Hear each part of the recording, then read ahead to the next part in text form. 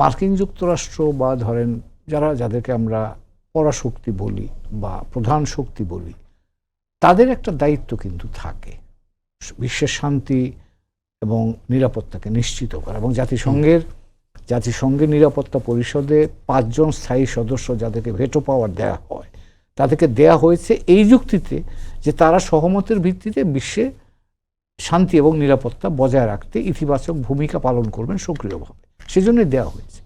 এখন মার্কিন যুক্তরাষ্ট্র এই যুদ্ধে জড়িয়ে যাওয়ার ফলে যেটা দাঁড়ালো, তাদের যুক্তি হচ্ছে ইরানকে আমরা পারমাণবিক অস্ত্র তৈরি করতে দেব না।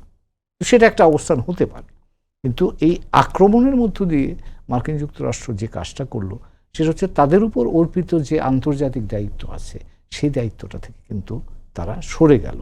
এবং ফলে যেটা হয় যে এখন মার্কিন যুক্তরাষ্ট্র মনে করা হতো মার্কিন যুক্তরাষ্ট্র শান্তি এবং স্থিতিশীলতার পক্ষে কাজ করবে, এখন তো আর সেই যুক্তি তার পক্ষে আর সেটা ব্যবহার করতে পারবে না।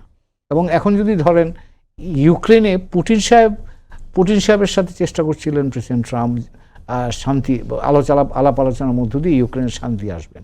কারণ যেই দোষে আপনি পুটিন সাহেবকে দুষবেন ইউক্রেন আক্রমণের জন্য, এখন তো মার্কিন যুক্তরাষ্ট্র একই দোষে দুষ্ট হয়ে গেল।